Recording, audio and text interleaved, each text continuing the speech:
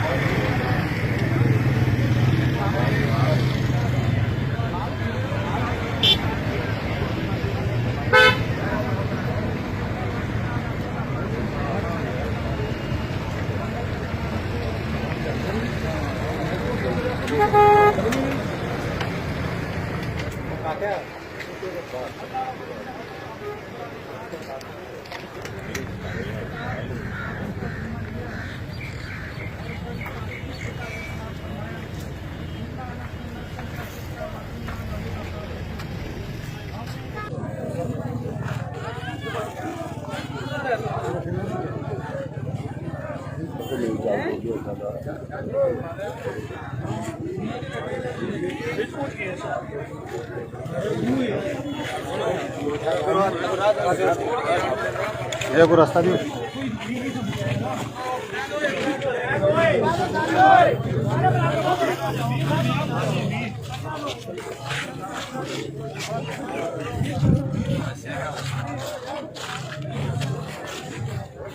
और सारे पीछे आ जाओ रामला साइड थोड़ा साइड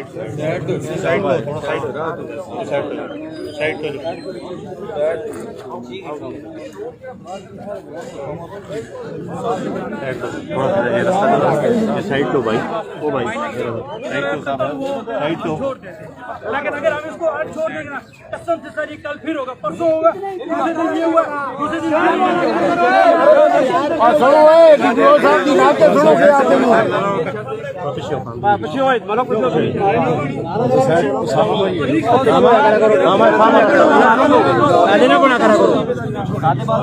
डीपीओ साहब के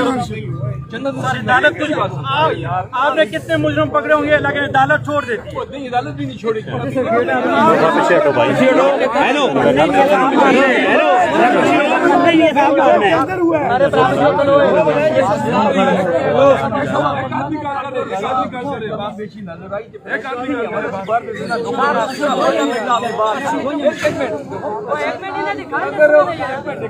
अगर इस तरह रोड विकास करके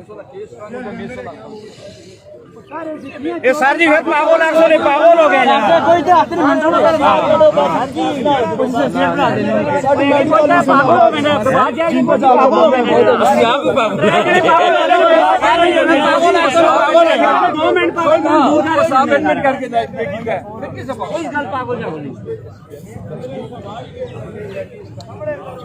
जी भाई ना बाहर लगना तो थोड़ा सा गल बात होगी भी सर बाहर आनी थोड़ा पीछे लोग भाई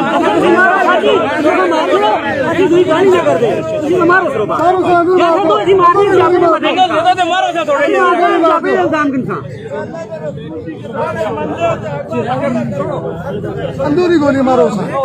जहाँ छुड़ा सा तो सो बिल्कुल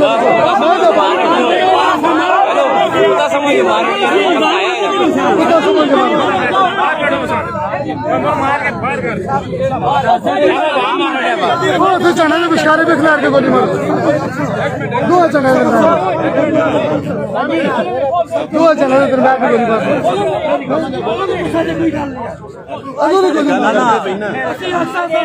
अरे भी अपनी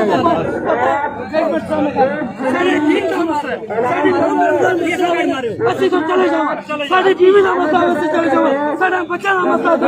ਸਾਡੇ ਤੇ ਮਾਰ ਦਾ ਮਸਲਾ ਹਮਾਰਾ ਦੋ ਇਹ ਮਾਰ